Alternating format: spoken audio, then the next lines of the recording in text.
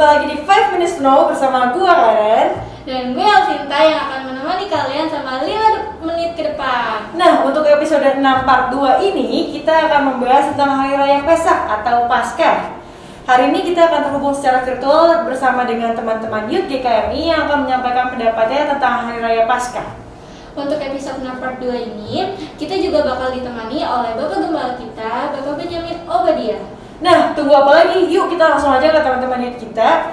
Menurut mereka, kenapa sih Paskah di Mesianik itu merayakan kematian dan bukan kebangkitan Yesus?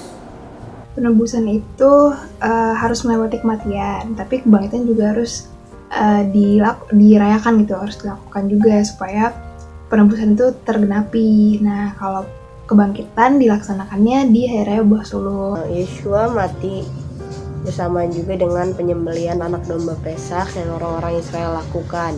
Maka dari itu, Yeshua digambarkan sebagai anak domba Pesak yang tunggal dan sempurna untuk orang Israel dan juga untuk bangsa-bangsa. Pesak merupakan salah satu dari 7 hari raya dan merupakan hari raya pertama yang melambangkan kematian dan menyelamatkan bangsa Israel dari tanah Mesir. Kebangkitan ada di hari ketiga, yaitu kita sebut Buah Sulung. Kalau Kristen bangsa-bangsa menganggap kalau hari pertama yaitu saat kematian dinamakan Jumat Agung, yang mana mengikuti ajaran Katolik. Ia adalah anak domba Pesak kita yang mati bagi keampunan dosa kita. Sama seperti anak domba Pesak yang disembelih sebelum bangsa Israel keluar dari tanah Mesir. Kebangkitannya kita rayakan pada Hari Raya Buah Sulung karena dia adalah buah sulung kebangkitan kita. Itu dia pendapat teman-teman Youth GKMI. Nah, untuk lebih jelasnya lagi, kita tanya langsung ke gembala kita yuk, Bapak Benyamin Obadiah. Pak Ben, kenapa sih Paskah di Mesianik itu merayakan kematian dan bukan kebangkitan? Shalom Hafrim.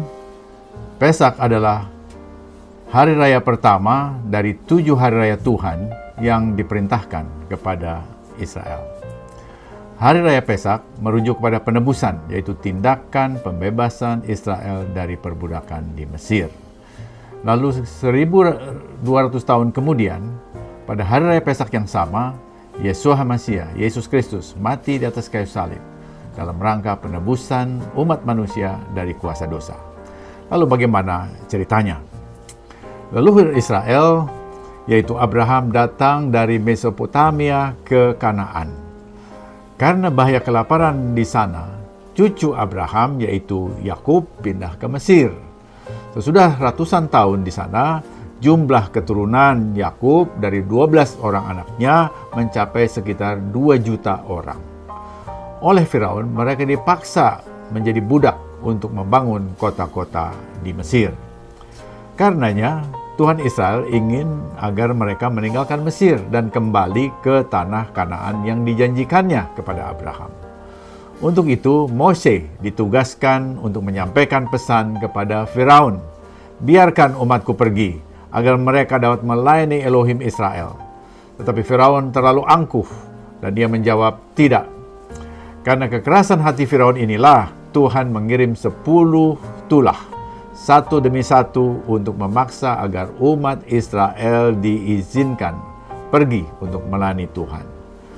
Ke-10 tulah itu meliputi air sungai Nil menjadi darah, serangan katak, nyamuk, lalat pikat, sampar ternak, bara atau bisul, hujan es, belalang, dan kegelapan. Namun Firaun tetap keras tidak mau membiarkan bangsa Israel pergi. Barulah pada tulah yang ke-10, ketika Elohim menghukum kematian anak sulung, termasuk putra mahkota Mesir, Firaun akhirnya tunduk kepada perintah Elohim. Israel dengan mengizinkan bangsa Israel keluar pada malam itu juga. Tanggal 14 Nisan sore, sebelum anak-anak sulung Mesir mati dihukum, Elohim memerintahkan orang Israel menyembelih anak domba. Darahnya dilaburkan pada ambang pintu rumah orang Israel. Melihat tanda darah anak domba ini, malaikat maut tidak memasuki rumah karena anak-anak sulung Israel itu tetap hidup, sementara anak-anak sulung Mesir dibunuh mati.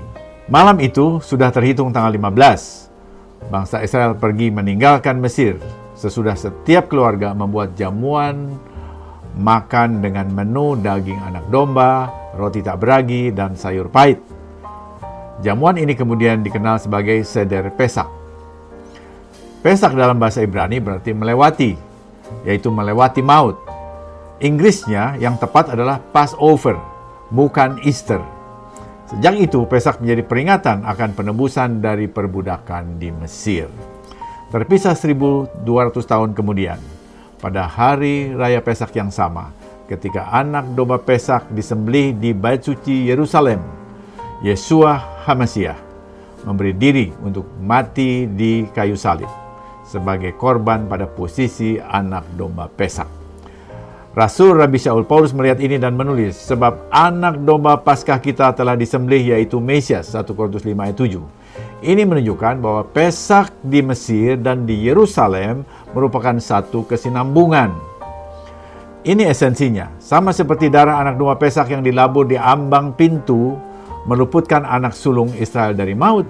Demikian, darah Yeshua HaMasiah yang tercurah di kayu palang meluputkan kita, orang berdosa, dari maut, yaitu kematian kekal. Karena itu, Pesak bukan hanya hari raya. Pesak merupakan pengalaman rohani yang mendasar bagi setiap orang percaya. Melalui iman kepada Mesias Yeshua, kita diluputkan dari kematian kekal. Melalui iman kepada Mesias Yeshua, Sang Penebus, kita melihat kehidupan kekal. Inilah inti dari hari raya Pesak, atau Paskah, atau Passover, yaitu kematian Mesias Yeshua membebaskan kita. Terima kasih Pak Ben atas pengertiannya. Nah, teman-teman, begitu jawaban untuk episode 6 part 2 5 Minutes to Know pada hari ini.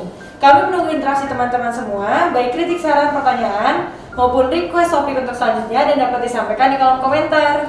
Teman-teman juga dapat menghubungi kita melalui Instagram Youth GKMI, YouTube Kehilat Mesianik, dan Youth and Creative. Sampai berjumpa lagi.